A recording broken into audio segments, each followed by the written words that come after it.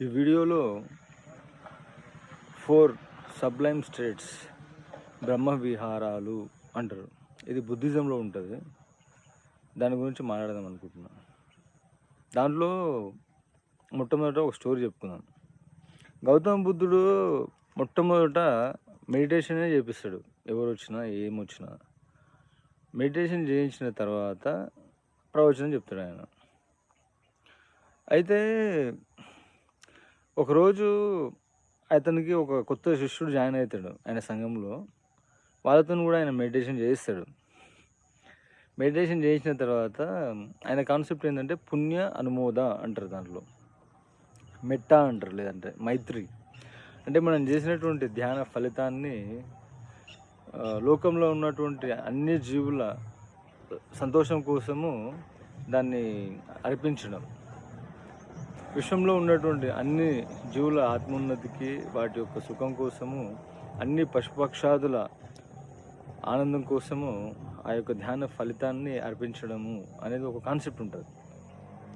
ఆ విధంగా చేయమంటాడు ఆయన.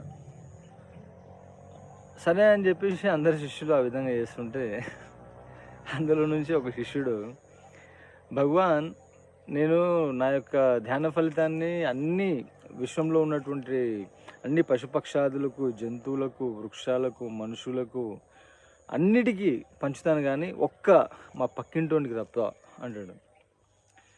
ఎందుకయ్యా అట్లా అని అంటాడు బుద్ధుడు.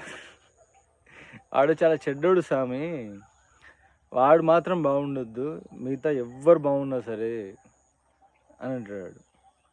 అరే, ఇప్పుడు నువ్వు ఇంట్లో ఒక దీపం వెలిగిస్తే దాని వెలుతురు అనేది అందరిపైన పడుతుంది, కానీ పక్కన ఉన్నోడి పైన పడొద్దు అని అంటే ఇట్లా దాంతో ప్రాబ్లం అయిపోతుంది. టోటల్ ప్రిన్సిపల్ ఏదైతే ఉందో అదే డిస్టర్బ్ అయిపోతుంది.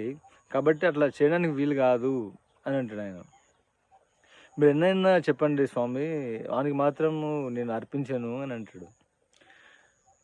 అంటే మనం ఎప్పుడైనా సరే మన దుష్మన్ని, మన ఎనిమిటీ లేకపోతే శత్రుత్వం అనేది మన పక్కన వాళ్ళతోనే ఉంటుంది ఎక్కువ శాతం.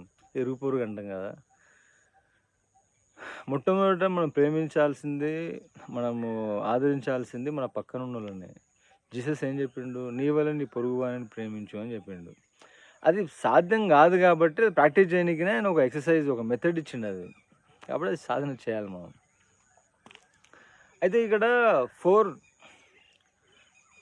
బ్రహ్మ విహారాలు ఏవో చూద్దాం.